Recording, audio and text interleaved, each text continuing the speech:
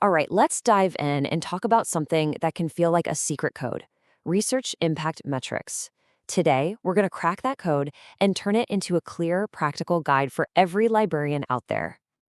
H-index, impact factor, SJR. Yeah, if you've ever felt your head spin trying to keep all this straight, trust me, you are so not alone. It really is a genuine alphabet soup. But hey, don't worry. By the time we're done with this explainer, you'll be navigating this stuff like a total pro. So here's our game plan. First, we'll tackle the maze itself. Then we'll get into how to size up authors and then journals. After that, we'll talk about why this is your superpower as a librarian. And we'll wrap it all up with a little quiz to make sure it all sticks. Okay, first things first. Let's just admit it. Navigating this world of research valuation can be, well, it can be tricky. But I want you to start thinking of these metrics less like obstacles and more like a really powerful toolkit. And today, you're getting the keys to the whole thing. So where do we start? Let's begin with the individual researcher. How do we actually measure their impact? We're going to call this the author scorecard. And the first big one we need to talk about is the H-index. The H-index is honestly pretty brilliant. Why? Because it measures two things at once: productivity and impact. So an H-index of, say, 10 means an author has published 10 papers that have each been cited at least 10 times. See? It's simple, but it's really powerful. It's a quick way to see if someone has a consistent track record of doing work that people are actually paying attention to. And you know what? Calculating it is actually super straightforward. It's just two steps. First, you just line up all of an author's papers by how many citations they have, from highest to lowest. Then you just go down that list until you find the sweet spot where the rank number of the paper is the same as or bigger than its citation count. And boom, that number is the H-index. It's one single score that tells a story of consistent impact. So what's the big takeaway here? The H-index gives you this really balanced picture of a researcher. It's great because it's not easily fooled by a one-hit wonder. Instead, it really rewards a career of steady, meaningful work. This is the number you look at when you want to see someone's long-term, reliable influence in their field. But wait a minute. What if a researcher does have one or two of those massive, field-defining papers? The blockbusters. Well, that's where the G-index comes into play. It's designed specifically to give extra weight to those huge, highly cited publications. And that can be absolutely crucial when you're helping someone put together, say, a tenure file that needs to scream major contribution. And this is the perfect way to think about the difference.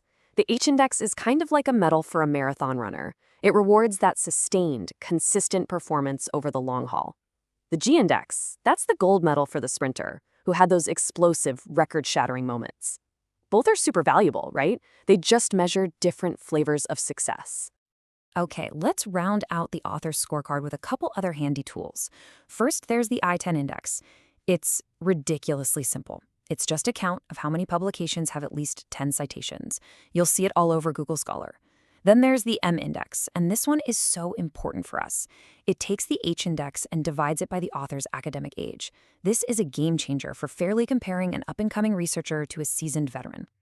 All right, so we've got a handle on the author. Now let's switch gears and talk about the journal itself. We'll call this the journal report card. This is how we answer that constant question from researchers. So where should I publish? And we have to start with the big one, the most famous one, the Journal Impact Factor, or IF. Now, everyone knows it, but it's also very specific. It only looks at this very tight 2-year window. Think of it like a snapshot of a journal's current buzz. It's really useful for spotting what's hot right now in a really fast-moving field. So how does it work? It's pretty simple math, actually. You take all the citations from the current year, let's say 2024, that point back to articles from the last 2 years.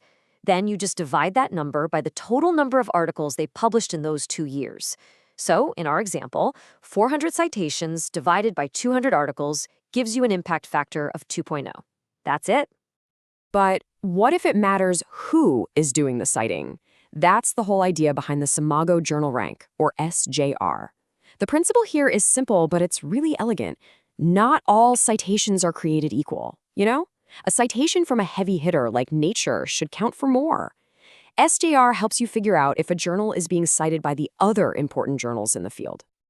Okay, now for what might be my personal favorite, and I think one of the most useful metrics for us as librarians, SNIP. That stands for Source Normalized Impact per Paper, and its superpower is that it levels the playing field. It gets that a citation in a field like biology, where things move a million miles a minute, is totally different from a citation in philosophy. SNIP is the metric that adjusts for that. And this right here is so important. Trying to compare the impact factor of a history journal to a biology journal, it's just apples and oranges. It doesn't work. SNP is the magic metric that turns them both into a kind of universal fruit salad, right? It lets you make a genuinely fair comparison of how impactful each one is within its own discipline. Okay, so we've learned the lingo, we've looked at the formulas, so what? Well, like we've been hinting, all of this knowledge, this is your professional superpower. This is what transforms your role from just a keeper of information into a real strategic partner in the entire research process.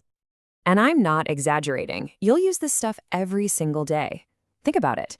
Guiding a nervous grad student on where to publish, helping a faculty member build an absolutely rock-solid tenure file, making smarter, data-driven decisions for your own collections, even teaching workshops on this stuff. This is truly high-impact work. All right, feeling good? Feeling empowered?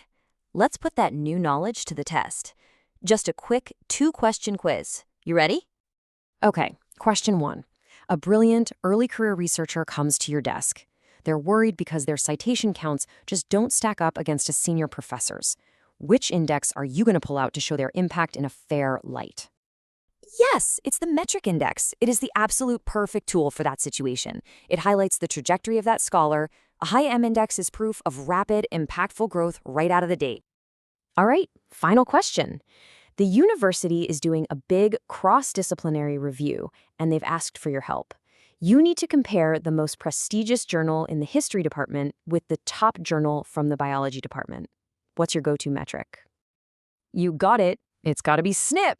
It's the only one that's specifically designed to handle those different citation behaviors across fields. It ensures your comparison is fair, it's smart, and it's context-aware. So there you have it. The researcher's report card, totally decoded. The alphabet soup is now a clear menu.